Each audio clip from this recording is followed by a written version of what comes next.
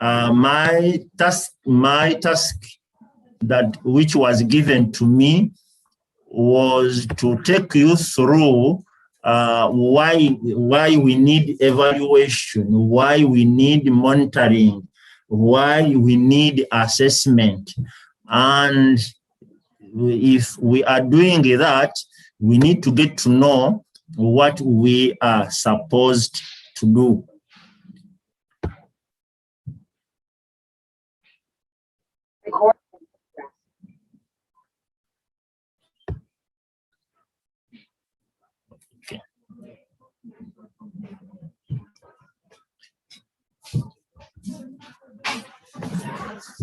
We said amicus in Adventist means Adventist ministry to colleges and university students.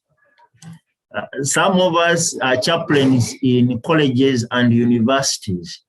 We need to know these terms. When are they used and why are they used? They are all in our church and we need to know what each one means.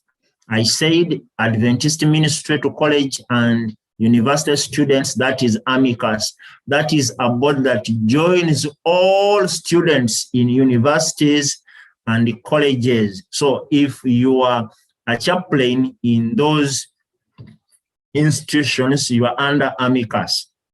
PCM, that is public campus ministries. Any student in a public campus falls under PCM.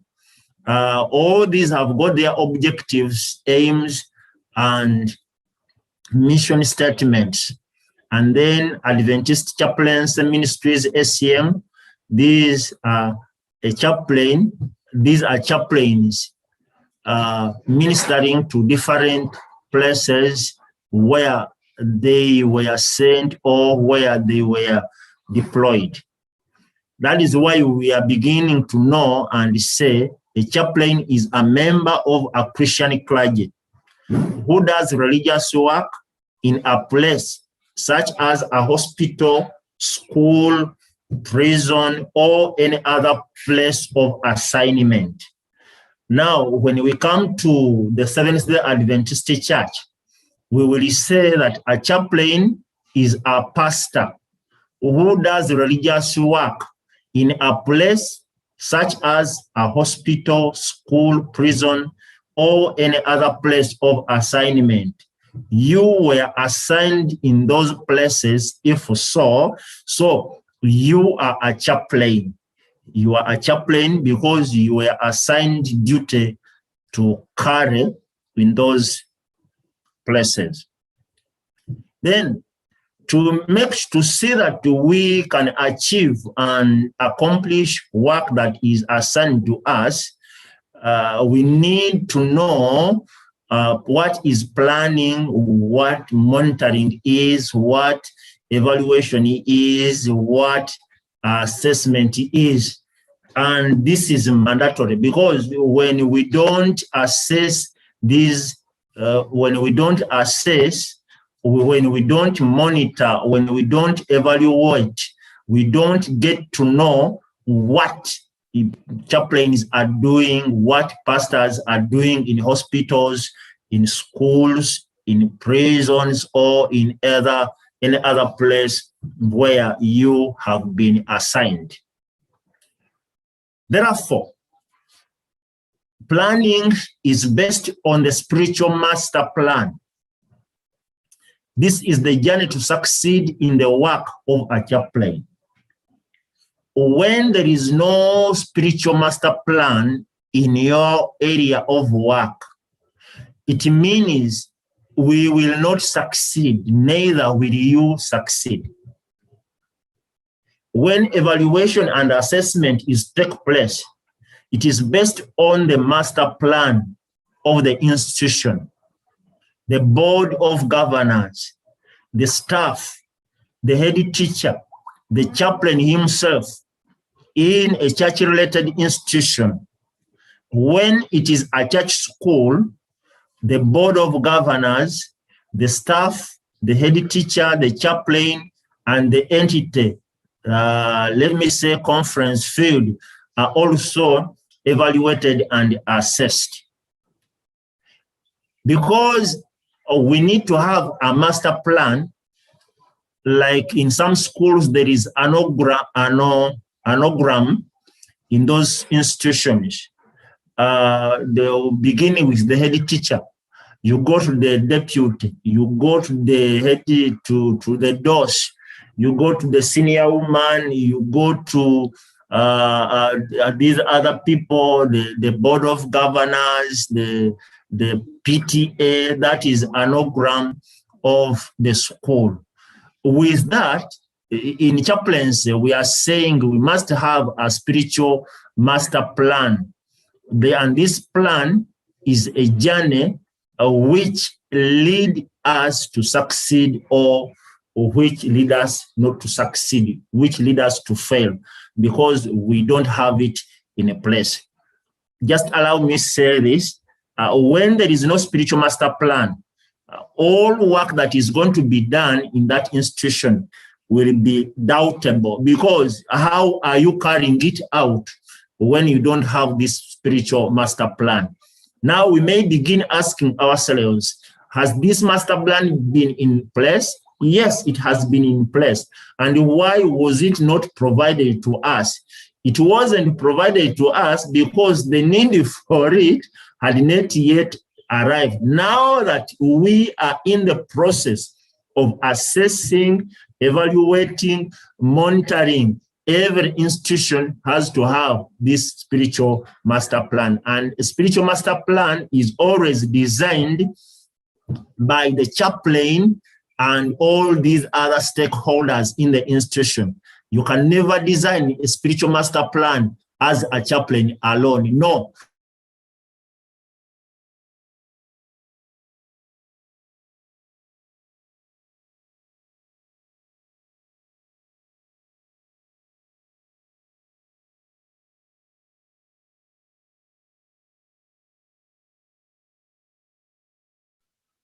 Master plan.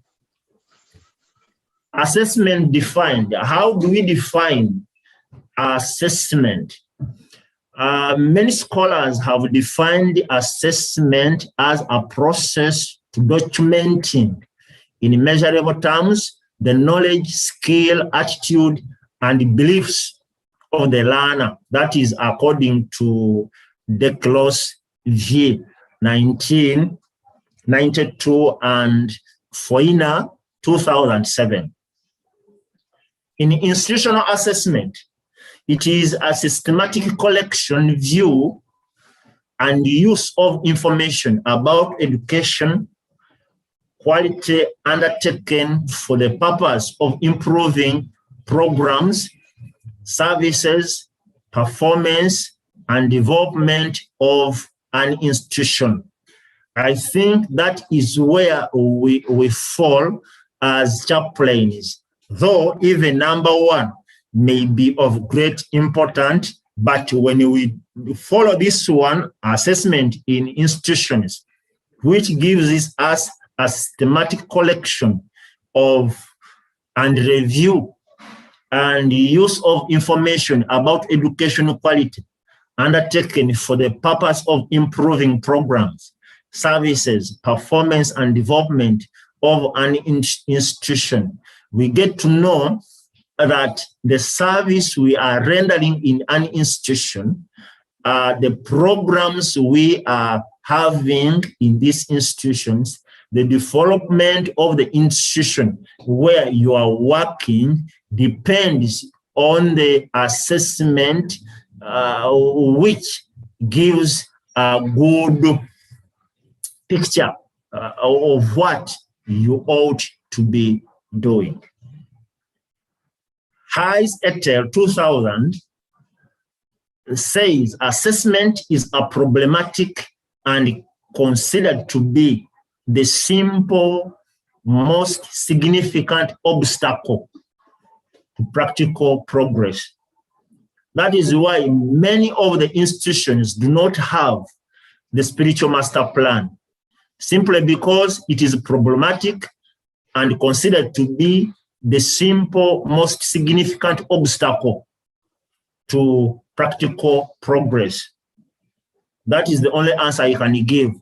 If you don't have a spiritual master plan, then it was difficult to make it. We thought it is not significant. We thought it is a big problem that will not lead us into progress. But this spiritual master plan would always give a guide of what we will be doing every day, of what we'll be doing in what time, what the head teacher is supposed to be doing, what these other staff members are supposed to be doing. So if you get this spiritual master plan, you will get to know how you will be working in that institution. Now, when we are evaluating you as a chaplain, this is the tool we use, the Adventist chaplain on-site evaluation instrument. We have an instrument that we use. You may ask, then you may say we would have started with a spiritual master plan and then we come to an evaluation. No, let us begin with the evaluation instrument. Then tomorrow we will get to know how we can make a spiritual master plan as we are coming to the opening. If Jajamwami decides to open schools, then we will begin with putting in place the spiritual master plan and see how best we will do. This one we will not compromise with, because you will have contributed to that institution what has not been there, and you will leave it in there. You leave it there when time.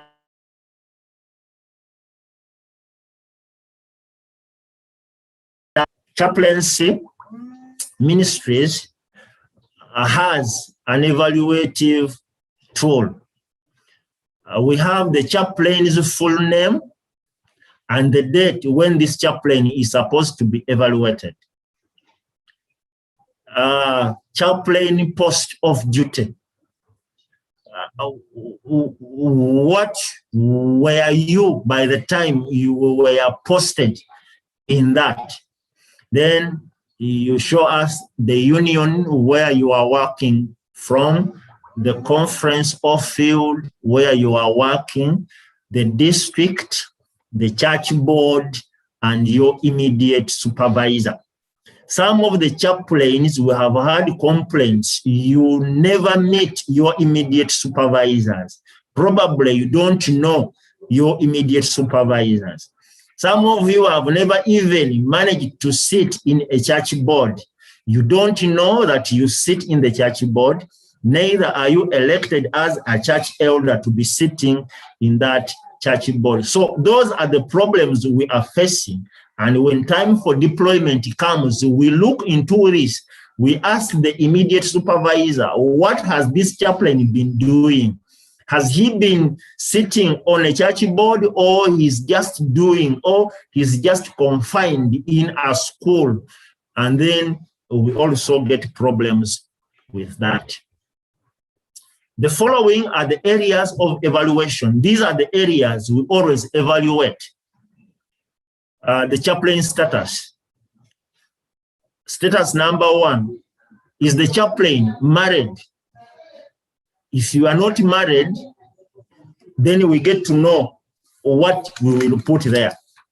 So when we come to the areas of evaluation, we always have a scale 1 to 5. And 1 is very poor, then 5 is excellent. Then if 1 is very poor, 2 comes to that, 3 comes to that, 4 comes to that, 5 comes to excellent. So when we are evaluating, we have a scale that we are following. Every area of evaluation is scaled or is measured. Like area number 1, chaplain's status. The chaplain's status is 100%. the chaplain status is 100%. So if you don't know your status, you also lose those marks. The marital status, are you licensed, credentialed, commissioned minister? You need to know what you are. If you are a licensed chaplain, if you are a credentialed chaplain, if you are a commissioned chaplain, now begin asking yourself, you who is in this seminar, what am I? So if we are coming to evaluate you, we ask these questions. Are you licensed? Yes, no. Are you credentialed? Yes, no. Are you commissioned?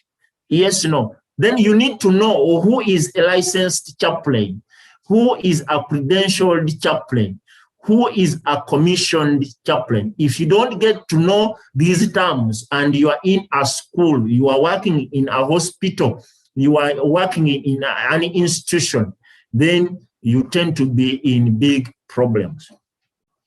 What are your years of service? This is a big problem. Some of you chaplains, you have served in chaplaincy for more than 100 years. And you don't know whether you are licensed or whether you are credentialed or whether you are commissioned. So you need to be in the position where you are, knowing what you are, knowing the benefits you are to get, knowing what you are working for. Then number 4, chaplain's recognition level, endorsed or board certification. Are you endorsed? So all these are new terms in chaplains, but they have existed for years. But now that we want you to know where you fall, we need you to understand and ask questions, because these terms are very, very relevant to you if you will have a better future. Understanding chaplaincy. That is another section, understanding chaplaincy. You need to be well acquainted with mission and vision of the church. And this mission and vision of the church are clearly stated and strategically displayed. I will come to your office. The mission of the Seventh-day Adventist Church is not properly displayed. It is not there. And then what is the purpose of you being in an institution if the mission of the Seventh-day Adventist Church is not there? We need the mission and the vision of the Seventh-day Adventist Church properly displayed. Like you display the mission of your school at every gate, the vision of your school at every gate. You put the mission, you put the vision in the school badge, and then you fail to clearly place the mission and vision statements of the Seventh-day Adventist Church. You need to understand objectives of Adventist Chaplaincy Ministries. And these objectives are clearly stated and understood. So when we come to evaluate, we may begin asking, can you state the objectives of chaplaincy ministries? You need to know these. And you may be a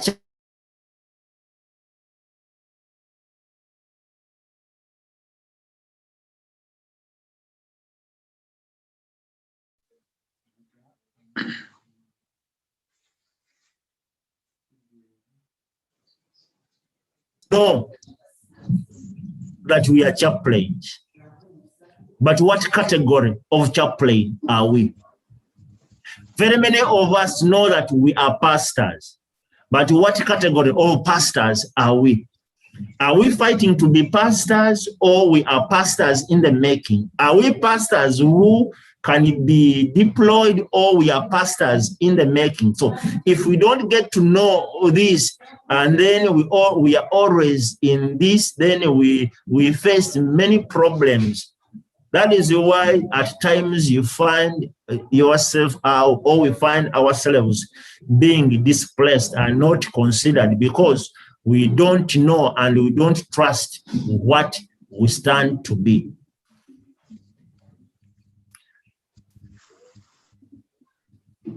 Preparation and professional growth of a chaplain. Preparation and professional growth of a chaplain. We also assess this area. We need to know what is the level of education of the chaplain that we are having in an institution.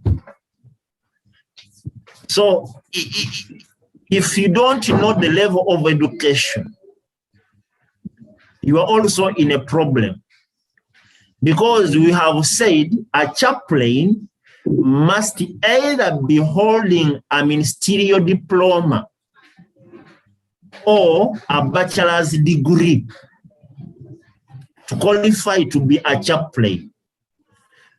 Then, if you are not ministerially prepared, we also find a problem of upgrading a chaplain. So, ministerial preparation achieved. The level of education. Some of us may have dropped from senior 6, and then we go and begin preaching in a school because we are talented. That is good work. We go from senior 4, we begin preaching in a school. That is good work we are doing. But what is the level of the education that will qualify you to be a chaplain who can easily be upgraded? In this preparation of professional growth, you need to show evidence of chaplain seminars and trainings attended. Some of us have never gone to any seminar of chaplains. Whenever we tell you that we are going to Tanzania, there is no money. We are going to Kisumu, there is no money. We attend that seminar for a full week in chaplains, and the school says we don't have money to take this chaplain. There is an outing that we had when chaplains were going to Mwanza, when chaplains were going to Arusha, and the head teachers were going to Gahogo in Rwanda. All schools sponsored their head teachers, but chaplains were just neglected. And they didn't know that they are just sitting on the career, or professional growth of their chaplains, or else you seem to be dumped somewhere where you can never be upgraded. So we need evidence of chaplains, seminars, and trainings attended. So if you have ever gotten any certificate in a training or any certificate in a seminar, please, you must keep it as you take care of your eye. You must keep that certificate. And that is why when we are requesting for your files here in the office, all these certificates are needed.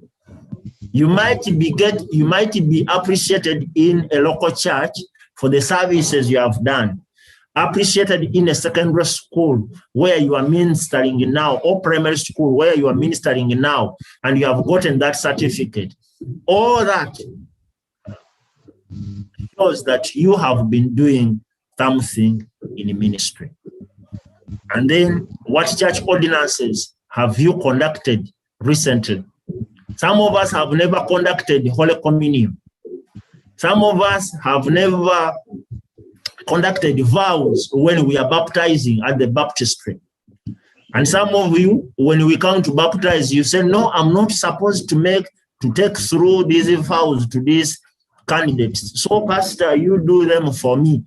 At times we come and say no because we know what we are doing. And you never know that you are in, you never know that you are doing something good for your work, because when time comes and you are removed from that institution, you are taken to a district, you may not know how to conduct a Holy Communion. You may not know how to dedicate students. You may not know how to dedicate children for the parents in that school, because some teachers are parents, do produce when they are in school. You may not know how to conduct these special Sabbaths.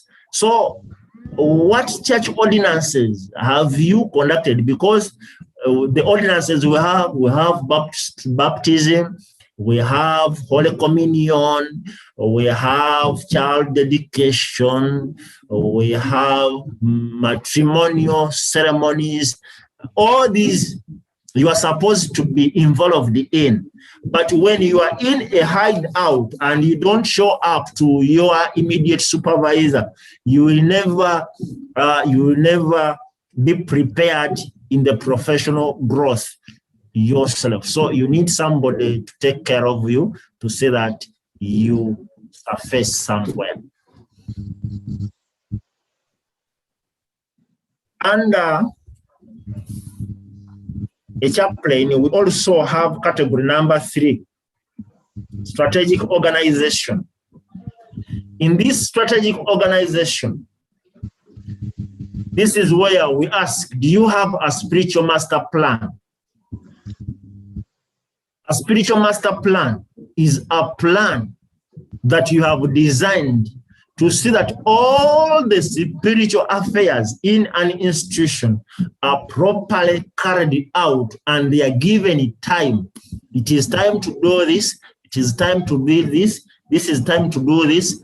It is time for dedication. This is time for pathfinding. This is time for music. This is time for this. And you have people who are going to do so. So it is a plan that is designed to see that all the spiritual affairs in that institution or that school are properly managed and carried out. You need to know that. Explain the process you went through in preparing that spiritual master plan. A spiritual master plan is not an hour's program. It is not a one-day event. It is not a week's event. You must take time to plan for the work you are going to do a year. Very many schools have made strategic plans of how they are going to advance or they are going to progress in 5 years. A spiritual master plan is not a week's plan. It is not a month's plan. It is a 5-year plan. If you are going to be there or if you are not going to be there, a spiritual master plan must be in place.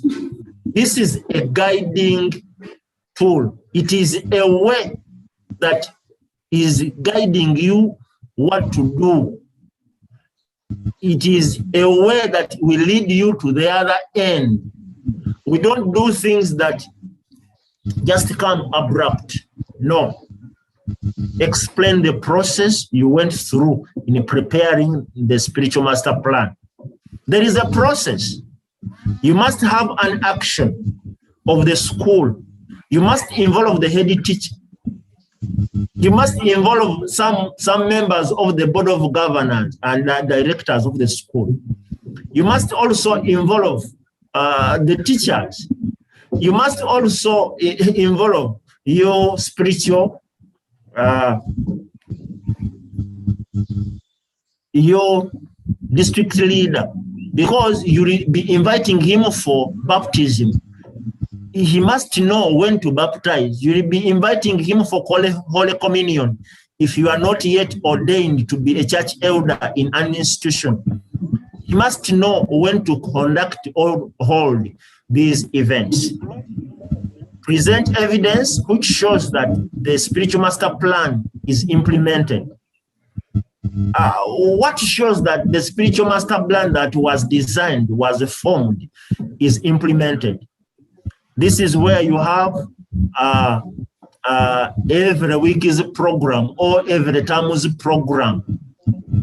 Some of us have preaching programs. These preaching programs are designed from where, if there is no spiritual master plan.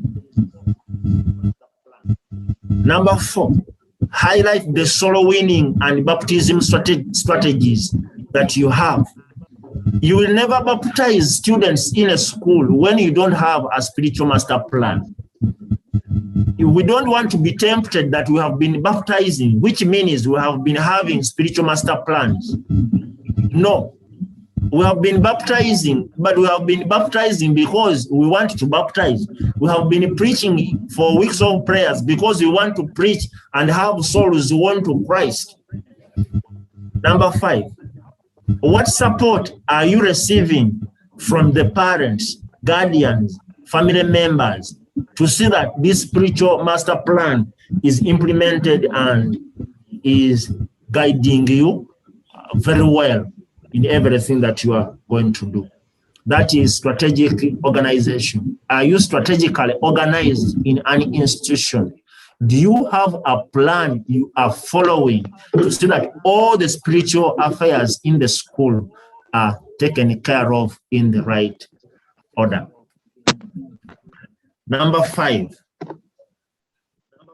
working tools and documentation. Daily schedule, annual itinerary, and Sabbath day routine. Some of the chaplains do not even have diaries. They don't have itineraries that shows them what they are going to do when they are in the school. Some of the chaplains don't even visit the staff members in the school. They don't have a plan for these staff members because you are the spiritual leader in the school. You are an advisor of the spiritual affairs in the school. You need to visit everyone in the school, even those outside the school. So do you have that daily schedule, the annual itinerary and Sabbath day routine programs? Were these programs designed? Were they approved by the school? Organization chart and job description. Some of the chaplains do not have job description. You may think that the job description is gotten from the school where you are going. The school has its organogram, and it has every description of every office in the school. But now, as a chaplain, you have your job description from the sending institution to the receiving institution. Some of the chaplains do not know what a church manual is. They don't know what a minister's handbook is. They don't know what a pastoral ministry is by Ellen G. White and Elder's Handbook. All these tools help you to work efficiently in your chapel. And if you don't have them, and you have never seen them, and you have never heard them, then we begin asking ourselves, how is ministry progressing and advancing in the entrusted institutions where we are working from? Adventist Yearbook, Working Policies for ECD, General Conference, and Adventist Chaplaincy Ministries and Staff Handbook. All these books are available.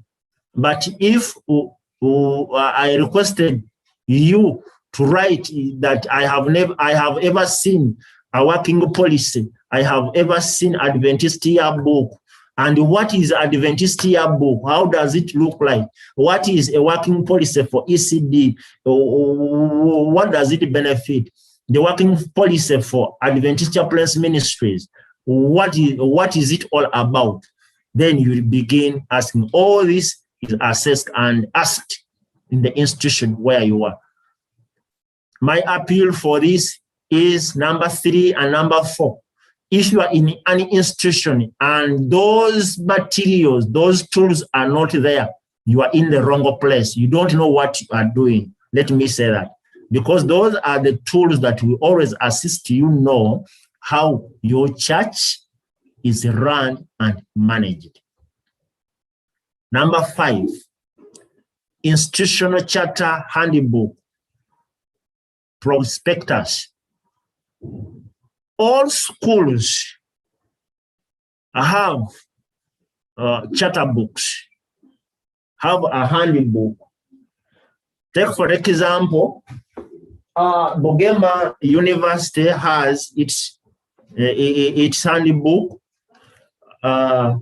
We also have one here that guide us in whatever we are doing. We also have Adventist yearbook. All these books have meanings and have reasons why they are supposed to be in your office. Number 6, do you have a preaching roster, a preaching program, a counseling record book, a visitation plan or record? A preaching roster is a program that is designed that shows who is going to preach this Sabbath and what is he or she going to preach about. This preaching roster must have themes, The counseling record book. You as a chaplain, you are a counselor because you are a pastor. You are pastoring these people. Every person you visit, every person who comes to you for counseling, take records. And these records will always help you when a problem has arisen. Some of you do counsel when you don't take records. So that is a problem. Visitation plan. I talked about visiting the teachers. Do you have a plan to visit the headmaster, the boss, the midwife in your school, the senior woman, the senior man, everyone in the school, those who are non-teaching staff? Do you have plans to visit them and pray for them? Or your work is just to preach and lead prayers in the chapel? So we also look into this. You must have records. Records are very, very, very important. Do you have a committee for the chapel? And do you have a amenity book for that committee? So when we come, we request for copies of your service records. File for sermon. Every sermon that you preach, because we know you preach 3 times a week. Every sermon that you preach must be having a file. If it is digital or if it is hard copy, it must be there, because what are you preaching? If we came and we are told that you are preaching heresies, what evidence are you going to show that you didn't preach heresy when you don't have a written sermon, when you don't have a digitalized sermon, which is kept somewhere? A copy of your service record. Do you have service records? By the way, you are now beginning to ask yourselves, what is a service record? How many of you have ever seen service records? And these are records that you need to have in a place if you are entitled to have, or if you are not entitled to have. Number 8, Chaplaincy Journal, Ministry Magazine, Dialogue Magazine. Does the school get access to these magazines, or they are not relevant in a school? We go to leadership. All that is your work as a chaplain. Leadership. Who is your immediate supervisor? Some of us chaplains don't know our immediate supervisor. Some of you may think that Pastor Mombere is your immediate supervisor because he knows how to handle people. Some of you may think that Pastor Sentongo, because he's working at the conference, is my immediate supervisor. But that is the wrong attitude. I'm not your immediate supervisor. Neither is Pastor Mumbere. Pastor Mumbere will not always give a recommendation to you.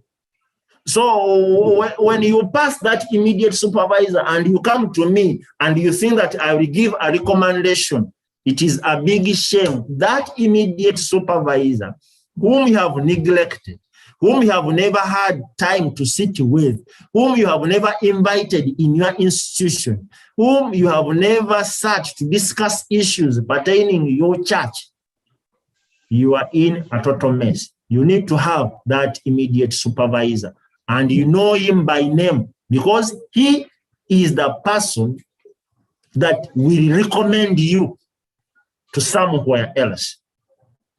Who is the spiritual leader of the institution you are in? Some of you have taken these big offices as chaplains and you claim to be the spiritual leaders of the school. You are not the spiritual leader of the school as a chaplain. You are an advisor. You are a technical person. But the head teacher is the head of the spiritual leader of the institution. Therefore, you must always be giving him positive advice to see that chaplaincy in that school runs well, is managed well, is handled well. Do you have a relationship with the local churches? This is the biggest problem that we have. Chaplain is when you are sent to a school, you are told that you have come to school, you don't need to leave this place.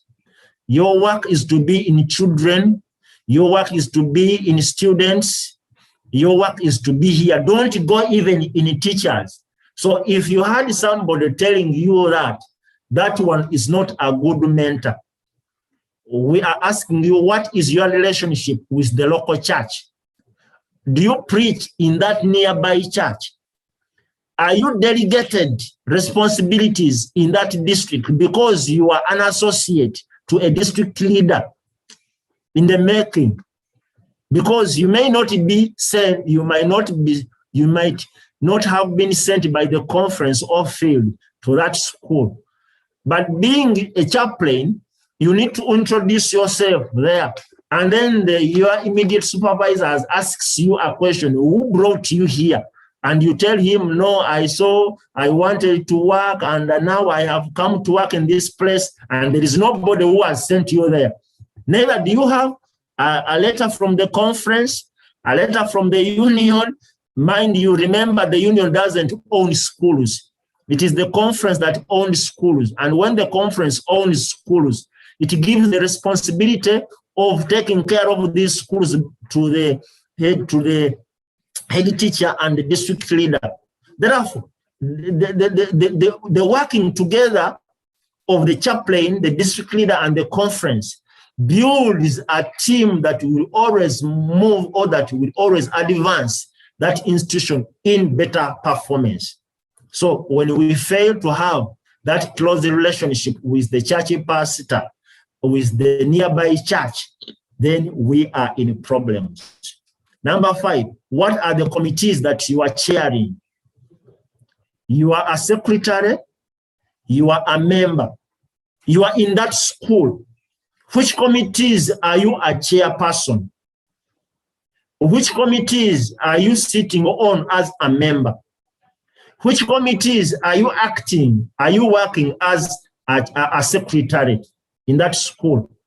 When you are in that school, you have several committees where you can act as a chairperson, several committees where you can act as a secretary, several committees where you can act as a member. But do you know these committees? Or because I was looking for a job, because I wanted to go and be working somewhere, I found myself in a school, and you don't mind on the committees that you are chairing, on the committees that you are a secretary, on the committees that you are a member. What subcommittees are under your supervision? There are committees in the school that you are a chaplain that must be under your supervision. And they should not be supervised by anybody else. It should be you as a chaplain. So what are these committees? Do you know them? So when we come for assessment and evaluation, we also ask that one, and then we give marks and get to know whether you know the chaplain's work in the institution. Are you a signatory of any bank account? It is very important because we want to know if you are a signatory of any account of that institution. And if you are not, what is the problem that hinders you to be a signatory of that account? Is it because the school doesn't know? Is it because the headmaster doesn't know? Is it because you, the chaplain, you don't know that you are a signatory of such an account? That one, we also look into it. How do you handle church finance? Some of the chaplains have resorted to eating church money because the school is not paying you what you thought, and you say, now I have collected these funds.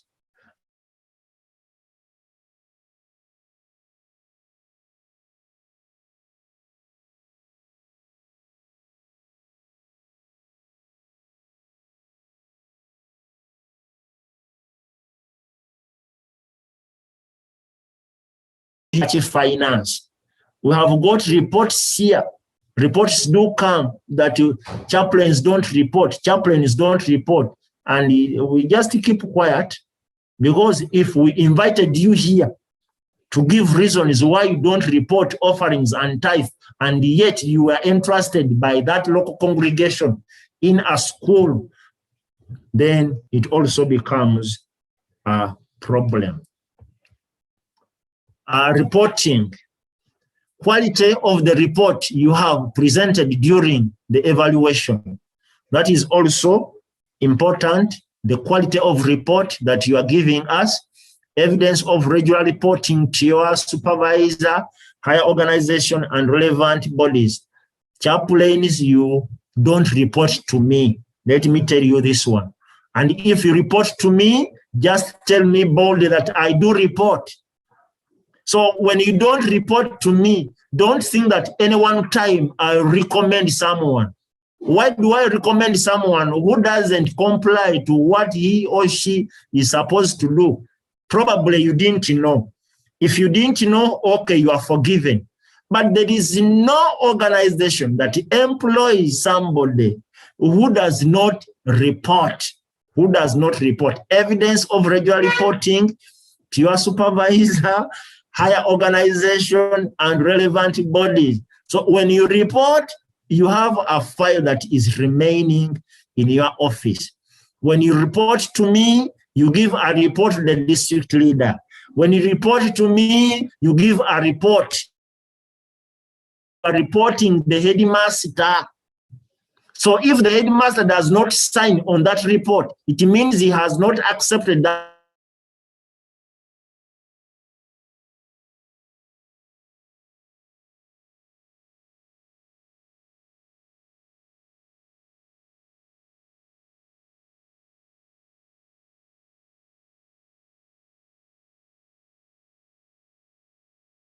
Important. If you need a recommendation to somewhere,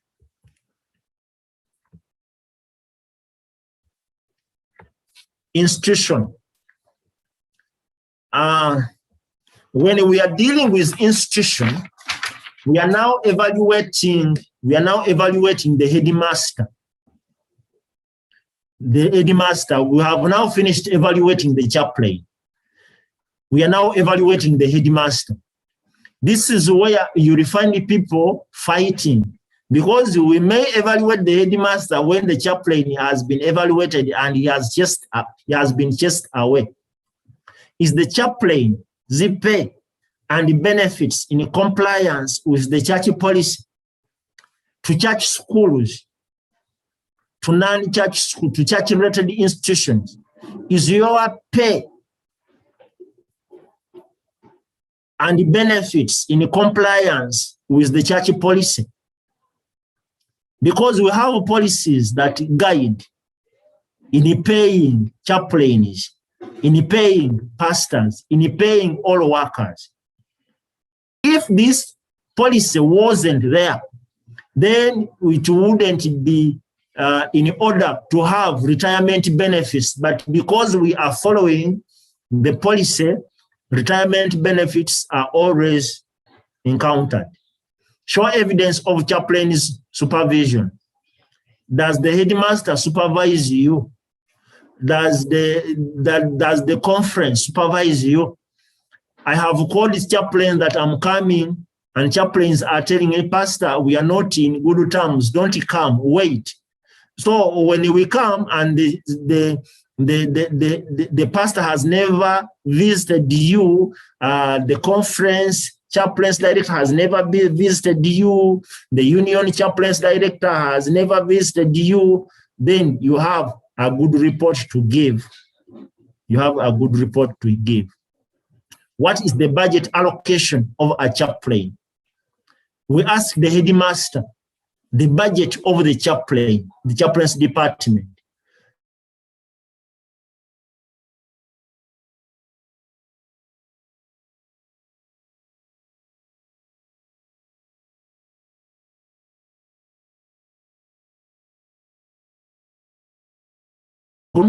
And you don't get to know what you are supposed to get as your stipend or salary. That is very important to know. That is why we go to those leaders and ask them, how are the other staffs and the workers involved in chaplain's work? This is a question that is asked the headmaster, the leader of spiritual matters in the whole institution, because you are his secretary and you are his advisor. Show the service record card of the chaplain. When the school does not have your card of your recorded card, don't expect that card to be at the conference. Let me make myself clear. Where the school you from, if it doesn't have your service recorded card of a chaplain, don't expect that card to be here. There are a number of reasons why your school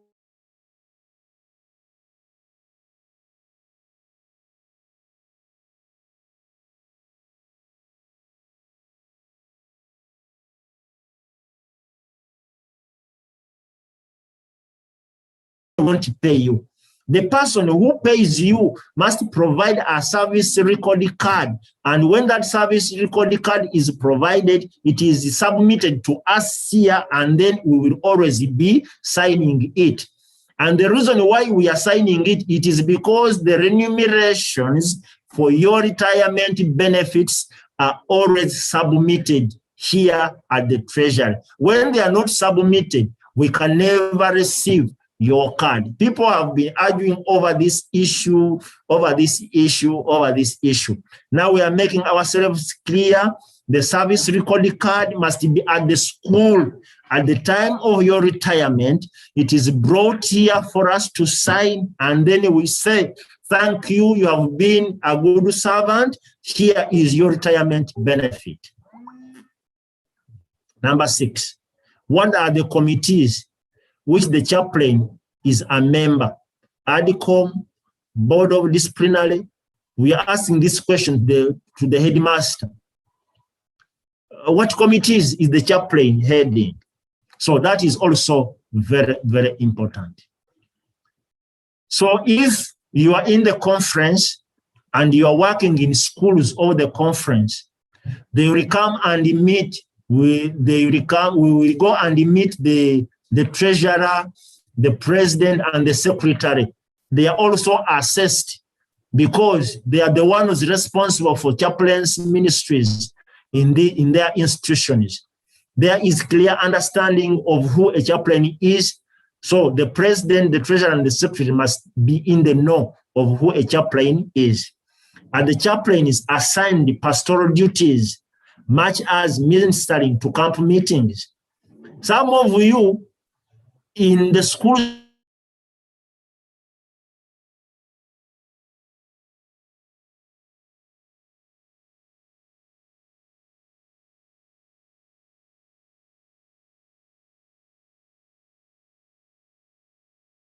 you. How do we get to know you? We get to know you because it is this office that has recommended you to that school. The pastor in that district knows you and you are working closely with him. He gives us a report that we are working together with this chaplain. And when you come to ministerial meeting, that is when your name will be mentioned that let Sentongo go to this camp meeting. Let Awena go to this camp meeting. Let Sejuke go to the other camp meeting. Let the other one go to the other camp meeting. People are fighting, are saying we are not being sent to camp meetings. The conference and the field cannot send somebody they don't know. So this is very, very important. This is a question that is being asked the conference leaders, that a chaplain is sent. Are they assigned the responsibilities? Meeting. So if we say no, then it means we don't know you. Are the chaplains invited to ministerial councils? What is a ministerial council? A ministerial council is a council of pastors. All pastors, they meet and discuss issues. And after discussing issues, the ministerial council is doing its work to see that all chaplains are being licensed, are being credentialed, are being commissioned. Licenses, credentials, and commission documents are issued out in a ministerial council every 5 years. Every 5 years. Is the chaplain pay and benefit in compliance with the church policy? This is a big question that is being asked. If it is in the Seventh-day Adventist school, some chaplains do earn more than we do because the schools are receiving much money than the district pastor. So the treasurer, the president, and the secretary will give an appropriate answer. Have there been seminars for chaplains organized by the conference or fields? If they were assessing me, I would have an answer, whether positive or negative. Are the chaplains in the line of ordination? I'd be in order to give a positive answer or negative answer on this question. Have you ordained any chaplain recently? I would be in a position to give the right answer because I'm concerned for the ordination of chaplains together with the ministerial council of the conference. Show the service record card of the chaplain. Here is another question. Now, if the headmaster has not provided the conference with the service record card of a chaplain, then the office here cannot have it. We have struggled to ask you to send us to bring your files here. Some of you today, you have not submitted these files in this office. So the issue of showing the service record card of a chaplain is also disturbing many chaplains. Chaplains don't have service card records because the headmasters have not provided them here at the conference.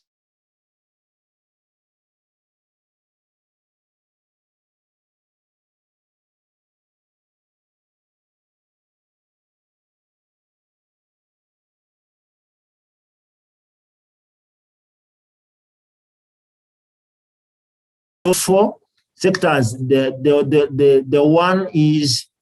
one up is the bio that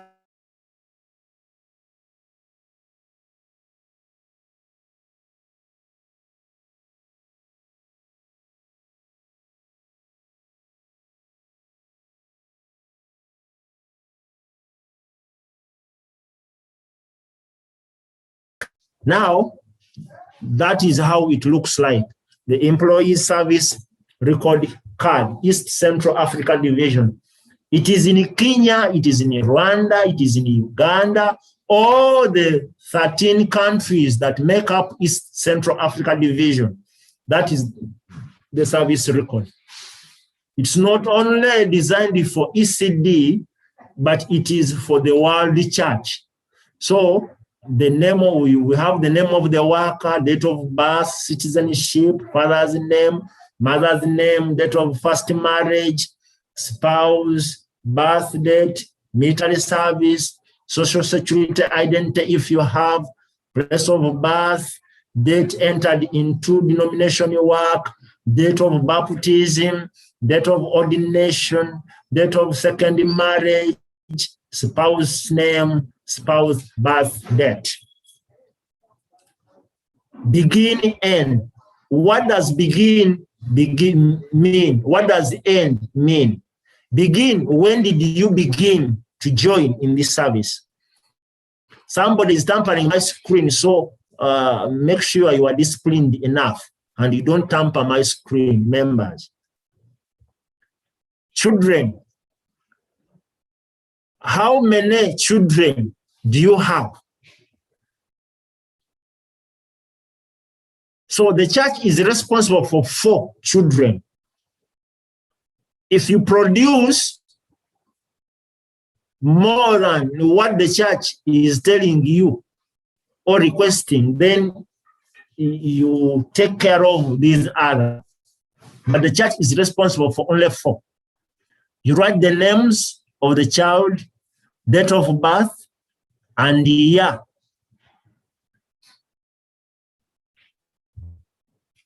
And the years.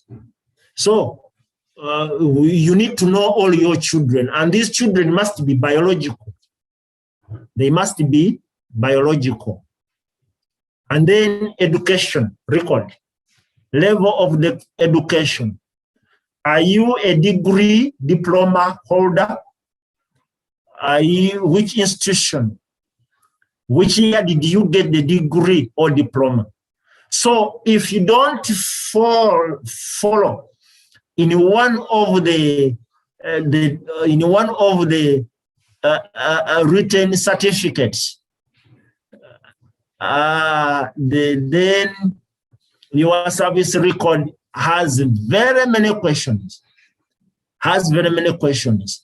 A service record must be for degree holders and diploma holders. Then education level shows where you studied your secondary education, where you studied your post-secondary education, where you studied your postgraduate, then doctorate, others. If you are a professor and you have that document, it is very, very important to show those documents. Therefore, my fellow workers, that is the assessment tool we use when we come to assess you. And that is what we are expecting to give you.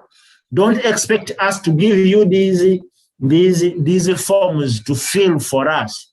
It is me, it is the union, it is ECD, it is EGC that comes with the form. It rates the points that you will get, and then it will give you feedback and right time. Thank you very much for listening, and I appreciate that you are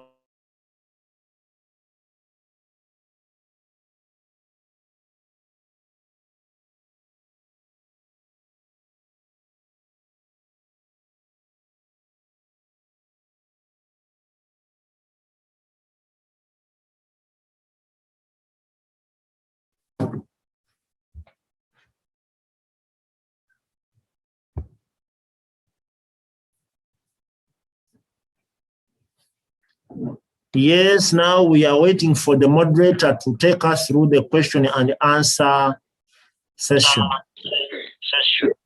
Well said, Pastor Sentongo. We wish to, as a team, thank you so much for the light that you have shed, the lesson, the guidance. Indeed, on behalf of everybody, I trust it's been a wonderful seminar. You've opened the eyes of many. Without wasting time, we want to have question answer. If it is possible, I will encourage the participants. Let us post the questions on the chat so that we can have those who want to ask live, and then we can read the others there to save time. Let me give opportunity to anybody who has a burning question to unmute, and we begin the question time. The very first person, if possible, you would actually be raising your hand so that we don't have 5 people unmuting at the same time. Then I can be able to give us opportunity.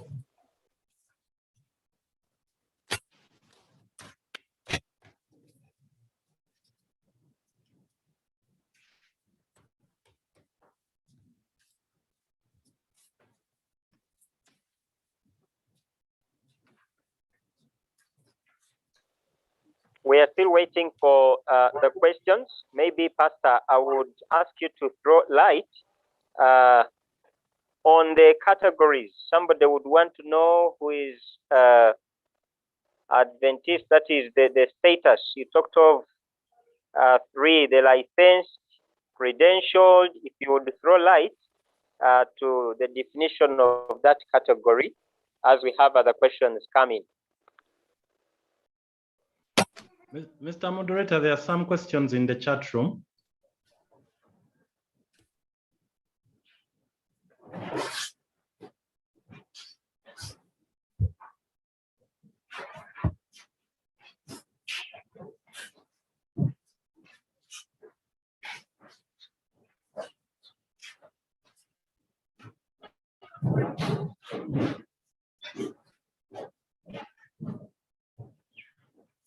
Okay, I am seeing some questions in the chat room. One says the head of institution should be encouraged to provide our service records, otherwise some may not be bothered at all. Yes, that one they know very well. And whenever we go in their meetings, we strictly emphasize that point, that make sure that the service records for all workers in these institutions are properly documented, most especially those church schools. All church schools, we always emphasize the head teachers to provide the service record cards for these members. Another one is saying all these documents are always available in institutions. I remember I used to fill them at place of work. Thank you very much. Another one, it's not you supposed to fill the service record, but rather the HM. Yes, it is the headmaster who is supposed to fill this recording card, and it is brought, a copy is brought here for proof, because one may be thinking that his service recording card was brought here, and yet his service recording card was not brought here. Take for example, there is an assessment we had just recently, and the chaplain didn't know that his service record was brought, and when they came to one field asking the service record, they were saying that the institution is not remitting the funds for the service record. So it was a big problem for the two institutions, the field and the school. They had to go in problems. Another one is, it is about the personal information. That one, you must know who you are and what you are supposed to be doing. You must know who you are and what you are supposed to be doing. I think those are the questions that have been asked in the chat room. Others were just comments. Others were just sending information that we needed to know. So the question that the moderator asked, what is the difference between a license, you said license and what? License, credential, and commission. All employees of the Seventh-day Adventist Church, when they are ordained, let me make myself clear. All Seventh-day Adventist employees, when they are ordained, they are given credentials. All ordained ministers, be it a chaplain who is ordained, he's given a credential. All ministers who are not ordained are given licenses. It is from the license to credential. So for me, before I was ordained, I was moving with my license. Licenses are given every 5 years. The credentials are issued every 5 years. And licenses are withdrawn. Credentials are also withdrawn. So the difference is ordained ministers get credentials and non-ordained ministers serving the church, and they are getting the salary of the church, are licensed. Another question, Semambo is raising up his hand. Semambo, unmute and ask your question.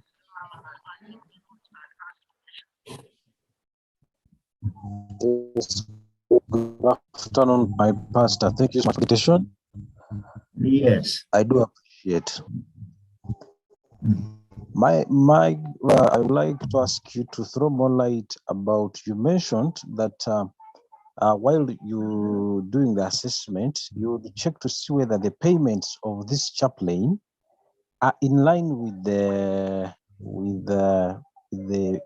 manual. There is with the policy, and that is also one of the areas to be considered if that chaplain is to really go through the assessment correctly. So I would like to know from you, what is it that the manual is? And because some of us might not know, and we might be falling short out of that, because I don't think mine is per that manual. And so I'm asking for my own sake to see what does the manual say, and what is really my school using to pay me. Thank you. Okay, thank you very much. As mentioned earlier, I said that we have church institutions and church-related institutions. When an institution is paying a chaplain, and when the pays go through the conference or the field, then the institution must be in compliance with the pay of what the conference or field is paying its workers. That is why I said we have two categories of employees. Some of us are employed in church-related institutions, and some of us are employed in church schools. With church schools, the headmasters have a policy. The headmasters have a policy that outlines the pay for the workers in that institution. When you come at the conference here, the treasurer has that policy. We have scale A, scale B, and Scale C. Scale A is doctorate and seniority in ministry. Scale B is bachelor's, master's, and Scale C is senior 4. You don't have any degree, you have just joined the ministry.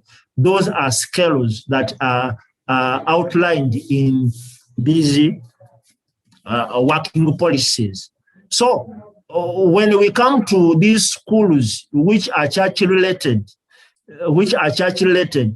the policies will only come in when they are sending the money at the conference, and it is the conference that the conference that is paying the chaplain, and that one will be in compliance with the policy.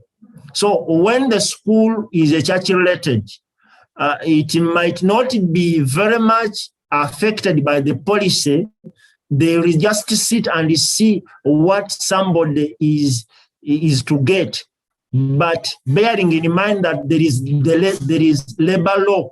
The labor law also is there to protect workers to get the real payment they ought to get, not to be cheating these other people. So when you are in a church school, the policy is there. We have Scale A, Scale B, Scale C. I said Scale A is seniority and doctorate. Scale B, bachelor's, master's, and seniority. And then Scale C, you have just started, you don't have a degree, you don't have a diploma, you are just having a certificate, neither did you finish senior 4. That is Scale C. So that is what the policy is telling the treasurers to be using. So you may be knowing now where you fall. If you come to Central Uganda Conference, or if you went to any other field, because you don't have a service record, you may be starting to work. Obviously, you'll be in Scale C, because your service record is not with us or with the field. Automatically, you begin with Scale C, because you will just be a new worker. You will just be employed. This one also depends on the years of service, even on the years of service. Robert Chomuhendo is raising his hand. Pastor, Yes, Robert. Thank you, Pastor, for the wonderful presentation we have had. But you need to clarify. Do you think the service record is found in schools which are church schools or non-church schools? But it's like the service record is majorly done and found for those chaplains who are working in church schools, but the private schools or church-related schools, as if don't have the service record for their chaplains. Maybe you need to give more clarification on that. Robert, what do you want me to clarify on? Is it also that you are having the service record for the chaplains? Okay.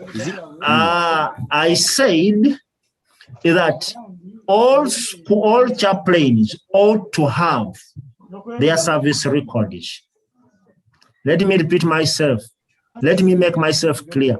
I said all chaplains ought to have their service records. Why having their service records? Because when that school is paying its chaplain through a field or a conference, the service record for that church-related chaplain will be there automatically. But for those in church schools, I want to say and make myself clear, the head teachers, the head of institutions must make it a point to have their service records in place. because they are being paid by church funds. So their service records must be there. When time for transfer has come, then there is advancement of that service record of that person who has been working for that institution. Therefore, I'm saying if all things were going well as we know them by right now, or as we are talking today, then we wouldn't be having many problems. But we are still struggling with these institutions, all institutions, to see that everything that is supposed to be put in place is properly put in place. I see Mabel Paul, can you unmute? Pastor, before they come in, we have some concerns and questions from the chat. I've seen Pastor Mabeli and Pastor Temako. There is a question from Pastor Chiraga Bristo. Will ordained chaplains wed? And then another concern from Pastor Philip Kabanda. Can we have opportunity for this information to be given to us in PDF? Those are two questions. Then I see this one is appreciation. Pastor Mabel is commenting that if we go on having such seminars, we shall no longer be in the dark. Pastor, if you are noting, let me add 2 more. So you need to thank the chairman because yeah, surely we appreciate. Somebody needs more clarification on the service card. I think this one has brought up issues. This is Pastor Enoch Kakande. And then finally, this is from Pastor Sekakoni Gideon Henry. He wants to know, some schools don't actually provide working offices for the chaplains. And from the information you've given during the assessment, you want to physically see some of these items in the office. And so how will assessment be done for them? So you're welcome, Pastor.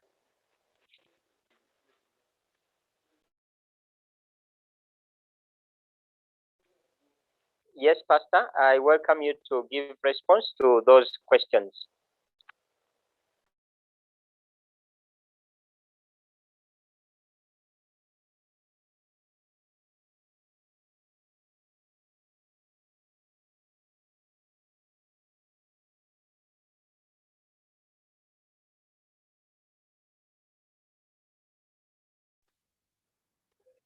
Pastor Sentongo, I think you have unmuted. I hope your network is not interrupted, but we want to invite you again to give response to these questions before we give chance to those who are raising their hands in the chat room.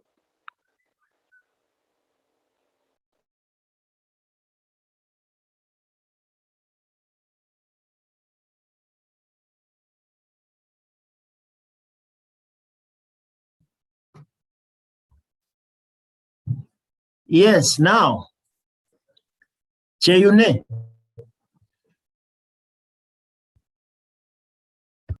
Yes, Pastor. Yes, Cheyune. Yes, I wanted you to respond to these questions from the chat room before we give chance to those who are raising their hands. I don't know whether you have noted them down. Will ordained chaplains wed from Pastor Chiraga Christo? Can we have this information to us in the PDF? Pastor Kabanda Philip? More clarification on the service card. This is Pastor Enoch Kakande. And finally, Pastor Sekakoni wants to know, for schools that don't provide offices to the chaplains, what will you do for them during assessment? Because you physically want to see part of these materials and information in the offices.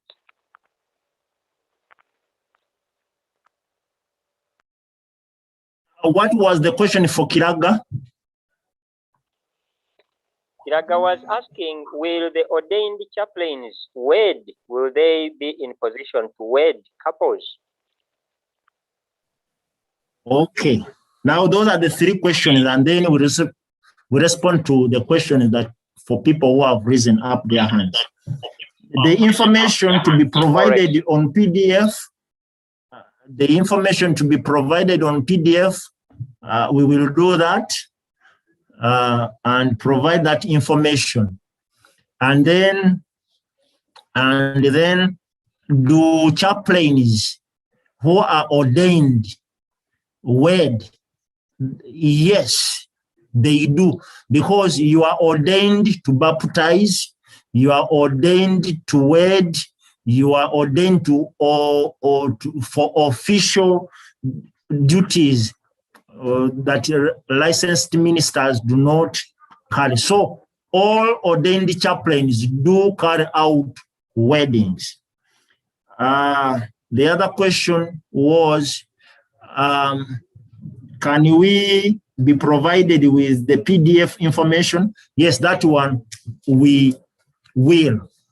That one we will provide it with information. And then the other one was asking, chaplains who don't have offices, how will you assess them? That is not the responsibility of Central Uganda Conference to put an office at the institution. No, it is like the conference is not responsible to put an office for the pastor in a district. No. So if you as a chaplain, you cannot, I don't want to say even convince, because you are an officer in the school.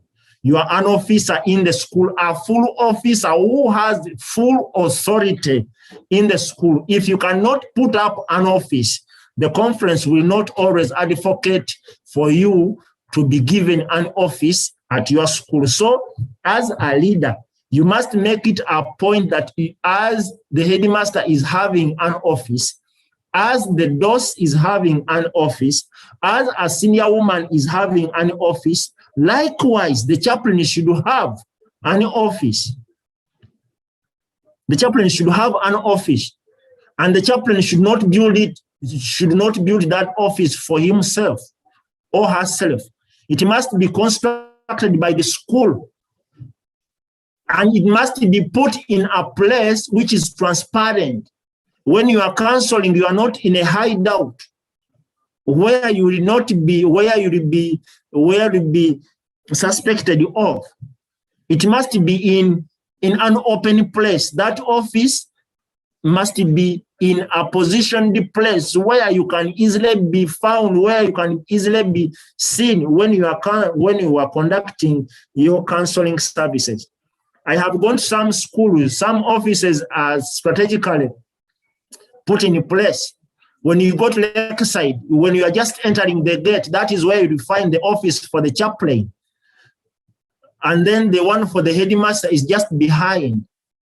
And then you come to another office for the one in charge of the boys in the school.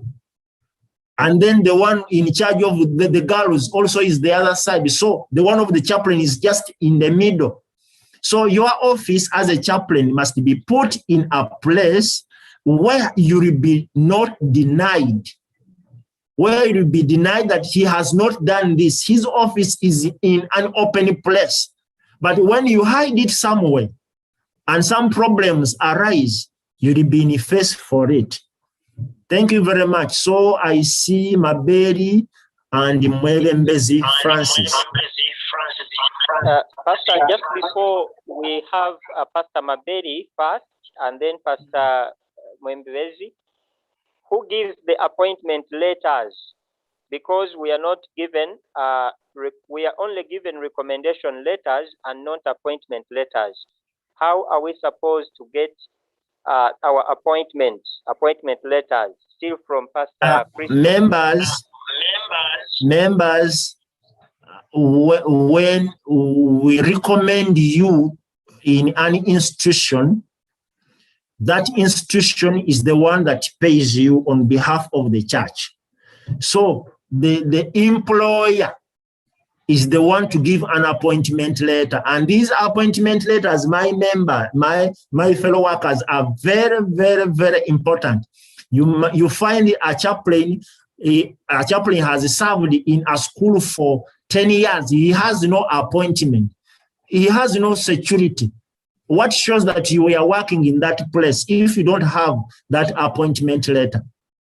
So when you are appointed, when CUC recommends that now we are recommending Cheyune Joseph to go to Mubende Light Secondary School, we have recommended to the headmaster and to the board.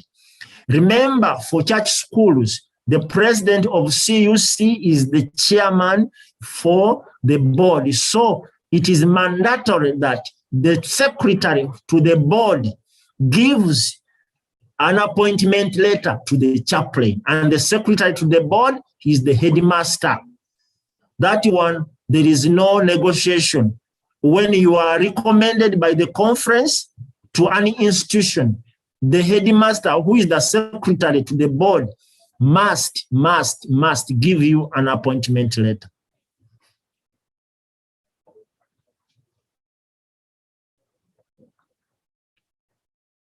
Yes, Mabeli Paul. Oh, thank you so much, Pastor Sentongo, for the presentation and that eye-opener. I have two issues. One of them, such a presentation and an awareness is so good for we the chaplains, but there are issues that I think would be so good to be presented in the presence of our, or in the hearing of our head teachers. Is it therefore possible to have a forum where we can have our head teachers in attendance? That is ourselves, we, the chaplains, together with the head teachers in attendance.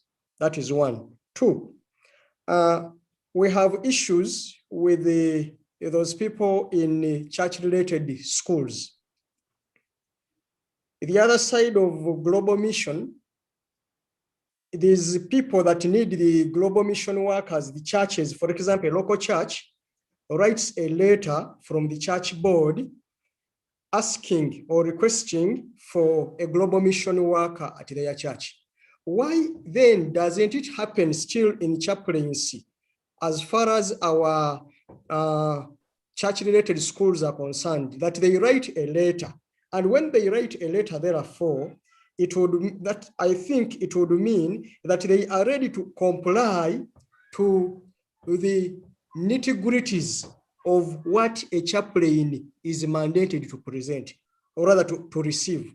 Otherwise, for such cases, I think it would be harder or quite complicated for our friends who are in church-related schools, because some of these people just handpicked them on the streets and brought them into their schools. And so at the end of the day, when they ask for what they are due of recipient or of receiving, they shall, they shall not receive it. So that is my suggestion and also my question.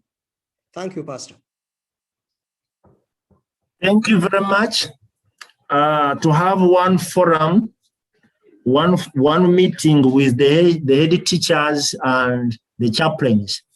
That one is very possible, but we want to first meet the head teachers and the school proprietors to give them this information, because they are very, very, very responsible. To schools that are being managed by the church, we have done this. And I remember when we came to evaluate Katikamu Secondary School, everything we were asking, they were saying, they were giving us a positive answer, which means the chaplain in Katikamu Secondary School is working closely with the headmaster. So that one is very, very important. Before lockdown, we had planned to meet the school proprietors and head teachers for the same issue.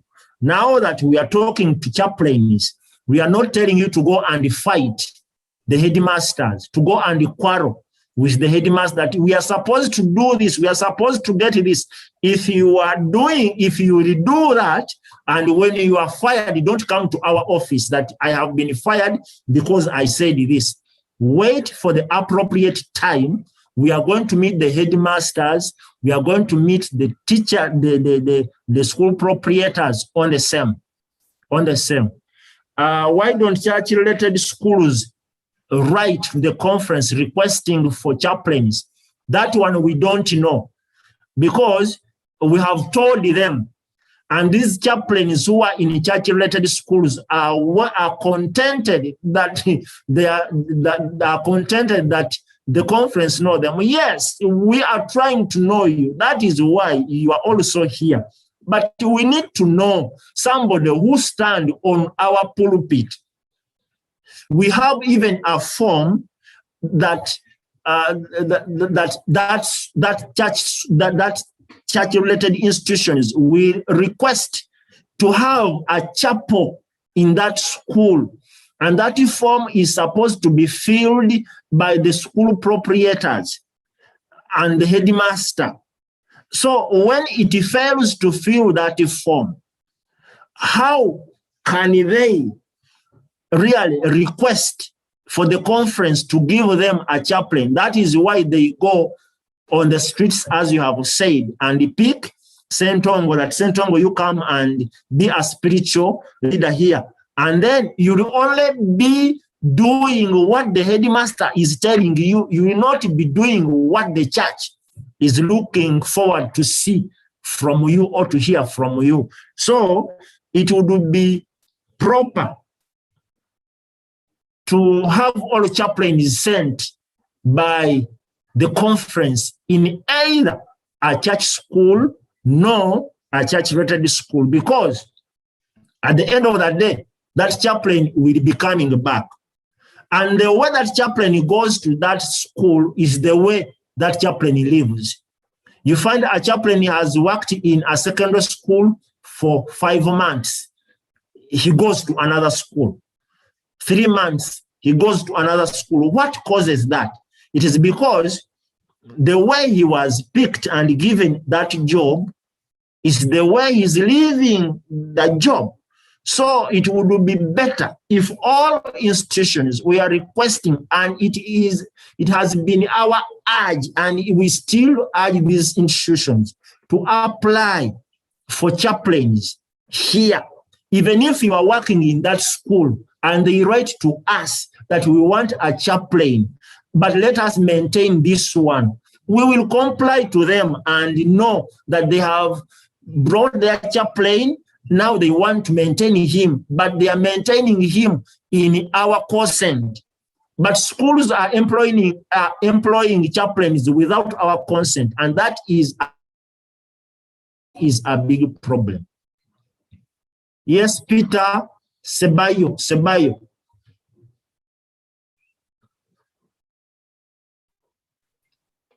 Peter Sebayo, I see your hand raising, and Mwebembezi, you can talk. Yes, thank you, Pastor. Are you getting me? Yes, Mwebembezi. Yes.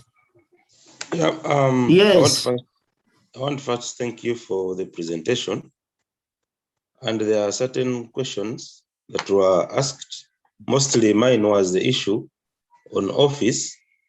And my view was, normally if you're posted to a place and there are certain things that are not there, due to the knowledge that you have gone with that place, you create cause through the headmaster to see why you must have an office.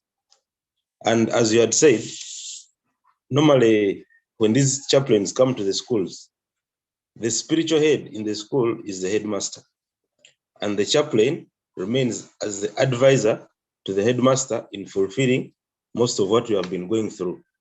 Now, if that is achieved, I believe we'll have less tension and mission will go on. Thank you so much.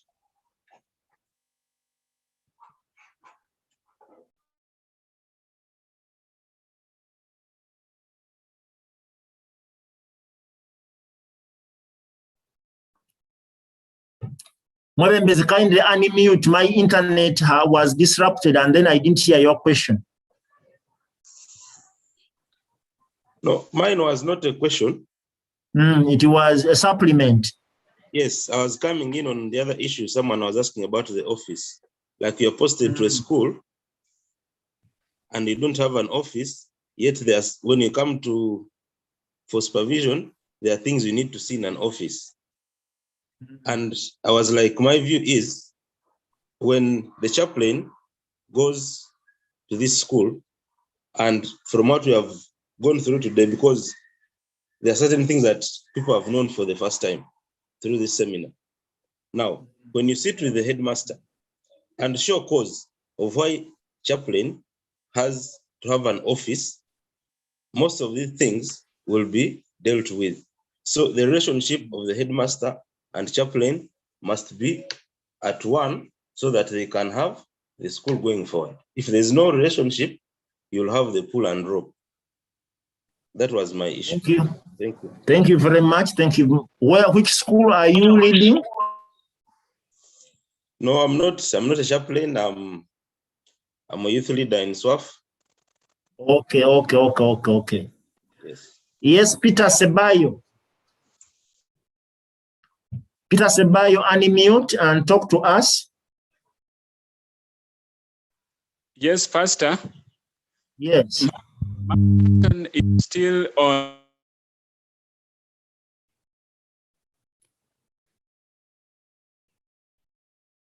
Your internet.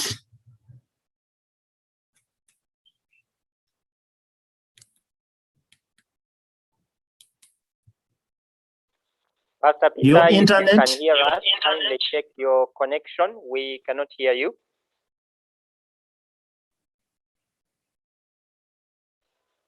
If you lost network, you could probably type your question or comment in the chat room.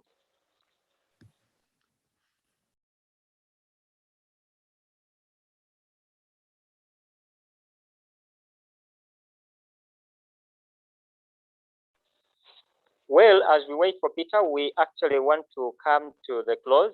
That must be the last question if we manage to catch him again. Once again, we want to thank you, Pastor, for such a wonderful seminar. We want to thank you for accepting to give us this time and, of course, to sharpen our understanding. The questions that have been raised are clear evidence that we will always need more of the same. Great thanks to you as our facilitator, and of course to the newly appointed executive through the chairperson, Pastor Justus Therese. After response to that one question, if it is there, I will like to also invite the chair to come and give his remarks. And in the remarks, there was one request concerning the recordings, whether people can get them. I'm sure the chair will also respond to that. Pastor Peter, can we catch you again if you're there?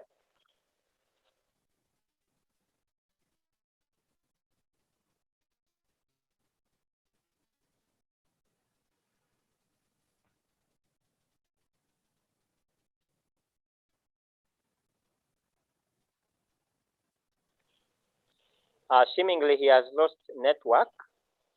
I would propose, looking at the time, that we can invite the chairperson to also give a vote of thanks and give us the remarks, including what I just intimated. Thank you, everybody, for attending, and let us be very timely even for tomorrow. Pastor Justus, if you can hear me, please take up. Thank you very much, our moderator. I want to thank Pastor Sentongo for leading us through the first session of our training seminar. Like I said earlier on, this is the first of the very many we shall be having. Tomorrow, we will be here again. We expect Pastor Mumbere to lead us through the spiritual master plan. Please keep time and continue asking questions. If we ask, we shall get to know more about what we don't know. So this is not the end of it all. Even in the our main WhatsApp group, please continue asking. Feel free, such that we can help each other out. About the recordings, like you observed, I began the recording, we'll be sharing them. There were some of our friends who had challenges with network. So I also began a YouTube live streaming. So the recordings are there on my YouTube channel. Just go to YouTube, you look for Pastor Justus Perez, it is there. Then I also shared directly on my Facebook account, Justus Perez. So feel free to choose anywhere you can access those recordings. Like Pastor Sentongo said, you'll be sharing the PowerPoint in our WhatsApp group. So we want to thank you for sparing time. I want to thank Pastor Sentongo. I want to appeal to you, Pastor Sentongo.